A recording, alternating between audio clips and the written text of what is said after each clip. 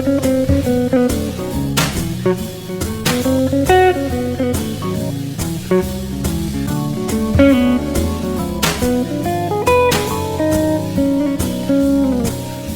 today's lesson, we're going to take a look at how I personally approach practice.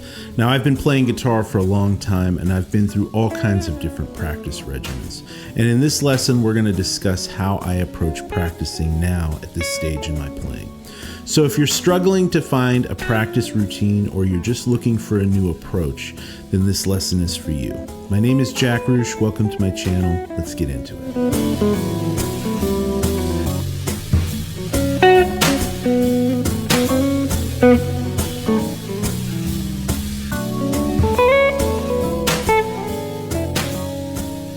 So as I've said many times on this channel, one of the best things you can do to improve as a player is to learn songs. Learn the chords, learn the melody, and learn any specific parts and solos all by ear. This is the best way to develop your ear and learn new vocabulary. And specifically, if you want to improve as an improviser, learning solos by ear is super helpful. But it's not enough to just simply learn a solo by ear. You've got to get under the hood and analyze what's happening in the music so you can learn from it and make the ideas your own. To demonstrate this, we're going to cover a piece I recently learned. This is a solo to the tune Delilah, an old jazz tune by Clifford Brown and Max Roach. And this is kind of a bluesy jazz solo that we're going to use as a vehicle to demonstrate this approach. First, I'm going to play the original solo, and then we're going to break it up into smaller chunks and analyze what's happening in the harmony and use that as a template to create a solo of our own. So first up, here's the original solo.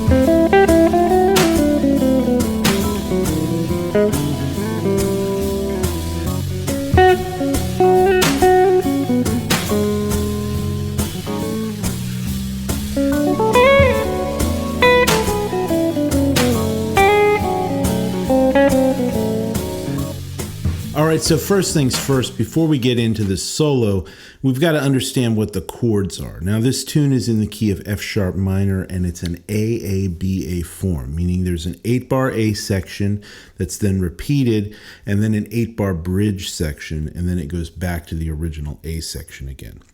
So I'm going to comp the chords along to the backing track, and I'll put the chord names up on the screen as I go.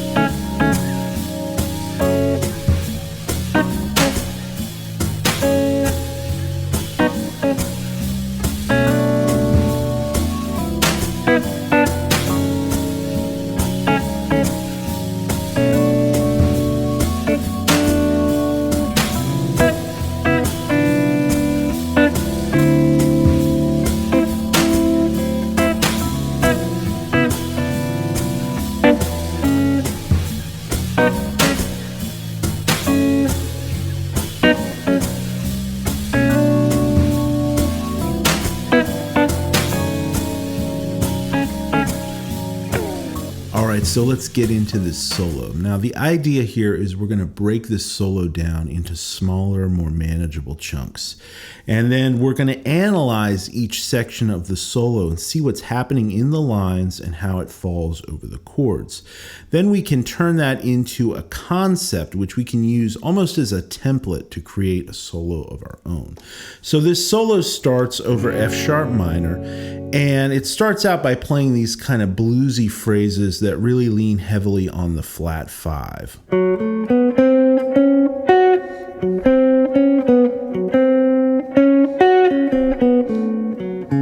Right, right? That flat 5 note right there is really a very, signature kind of characteristic of this sort of jazzy blues type phrasing, especially over a minor chord like this.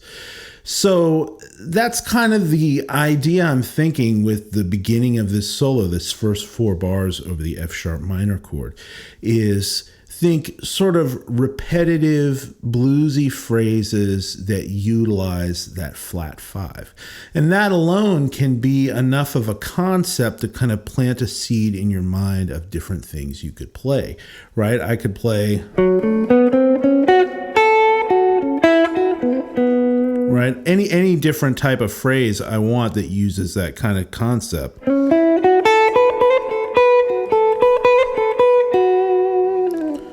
Really, the whole idea is just to get a sense of how to structure the solo and then start implementing ideas of your own. So continuing on in this section, then we go to the 4 chord, this B minor 7 chord.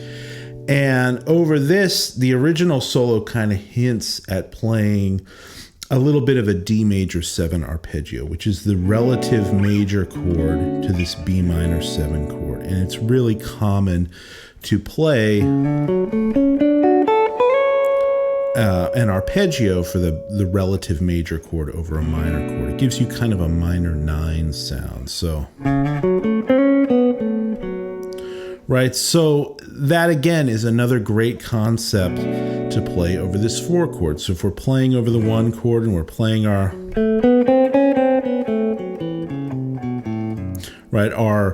minor bluesy with the flat 5 types phrases, and then we go to this 4 chord, we can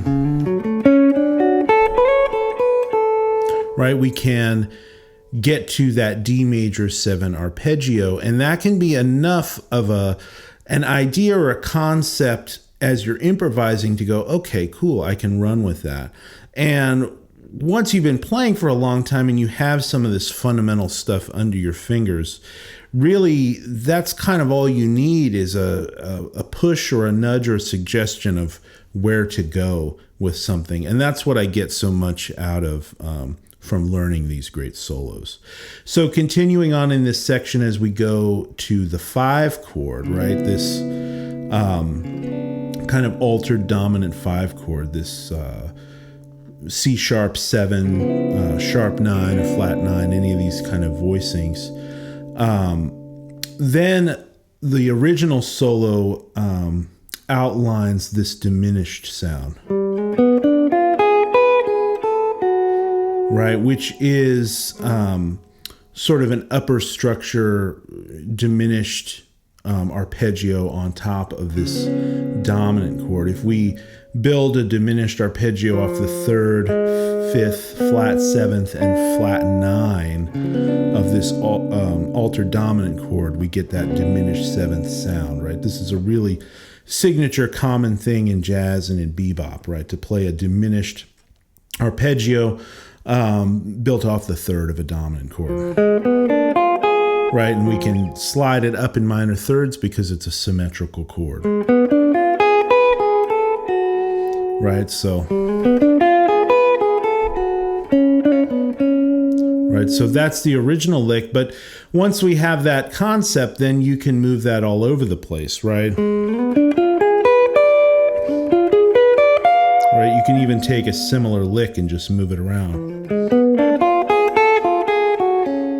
Right, so now we can take these basic ideas, this sort of formula, and use it as a template to create a solo of our own. So now I'm going to play down to the backing track my own little rendition of this solo using my own ideas, but sticking to these same concepts and the same basic formula.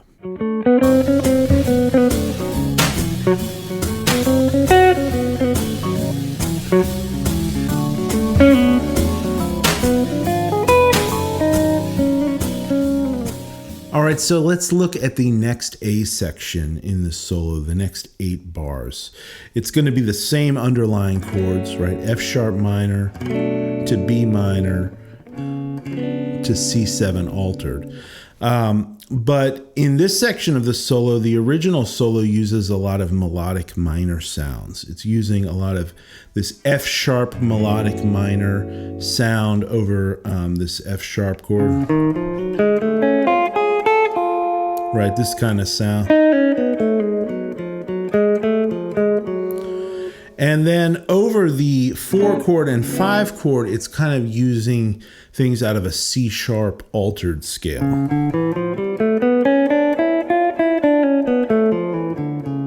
Which again is a mode of melodic minor. So the original solo does this kind of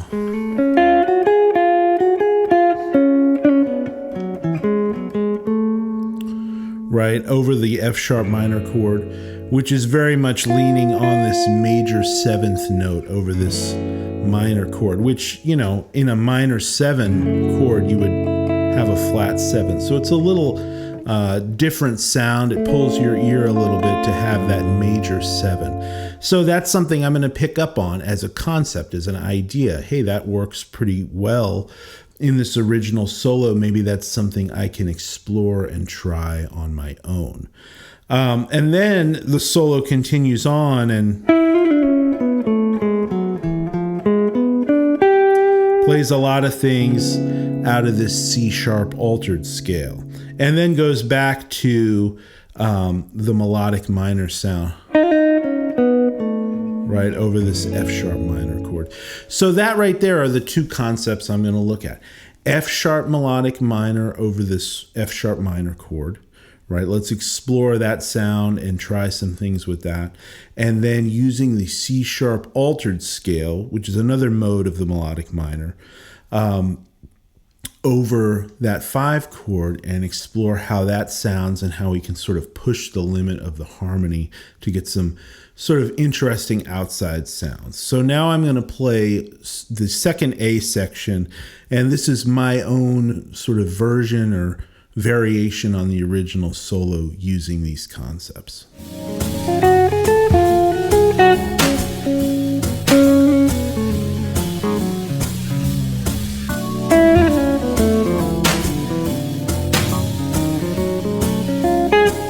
All right, so finally, let's look at the bridge section of this chord progression. Now, this is going to go to this minor 4 chord to start, the B minor 7 chord, and then it goes up to the 5 chord, the C sharp 7, and then it's going to go up a half step to like a flat 6 dominant chord or a flat 6/9 chord, and then back to the 5 chord, right? And so the original solo plays some really nice things over these chords. To start out, it's going to do kind of the similar thing it did earlier over this 4 minor chord. It's going to play out of the D major 7 arpeggio. Right, which really is just highlighting notes of that chord, right? Using the arpeggio as a musical device to play over that chord. And then over this 5 chord, it comes down and does something really nice, using what I would look at as an F sharp harmonic minor scale, which is a minor scale with a major 7. Again, that major 7. Right, so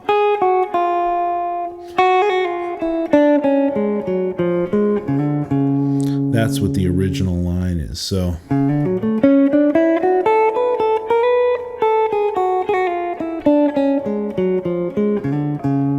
right, using that flat 6 to the 5, but also that major 7 in there. You could also look at that as like a C sharp Phrygian dominant scale, but I tend to think of it as just F sharp harmonic minor.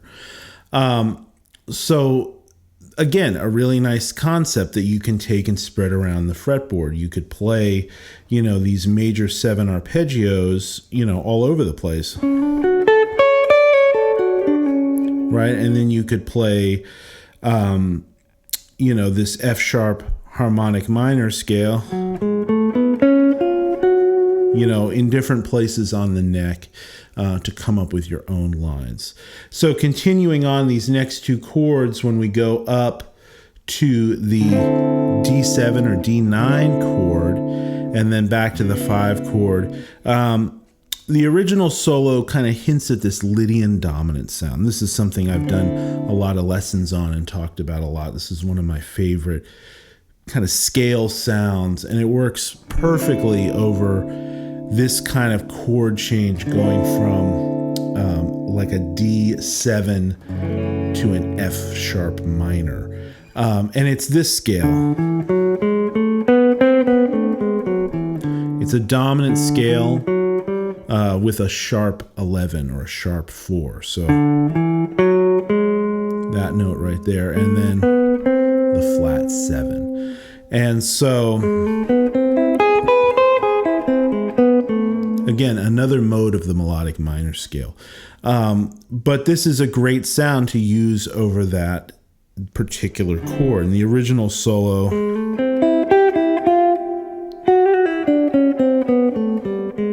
right, uses a lot of those notes. So we can take that again as a concept to play our own lines and our own ideas. So now I'm going to play section 3 of the solo. Again, I'm thinking D major 7 over this B minor 7 chord. Then I'm thinking F sharp harmonic minor over this C7 chord, or C sharp 7 chord, sorry. So F sharp harmonic minor. And then over this D7 chord, I'm thinking Lydian dominant. So here's section 3, my version, my variation on the solo using these concepts as the basic template.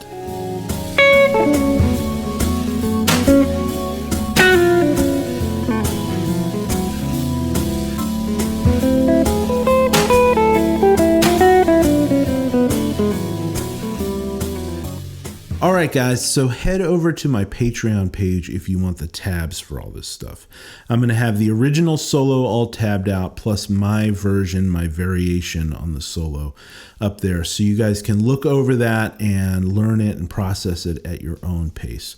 I'll also put this backing track up there for you to practice too. And definitely take the time to check out the original version of this tune if you're into this kind of music. I'll put the link down in the description to the original recording. It's definitely worth checking out. And now I'm going to play the entire solo, my entire variation of the solo, just so you can hear it all strung together, how I take these different concepts and ideas to create my own solo. So I'm going to leave you with that. Until next time, happy practicing and take care. All right.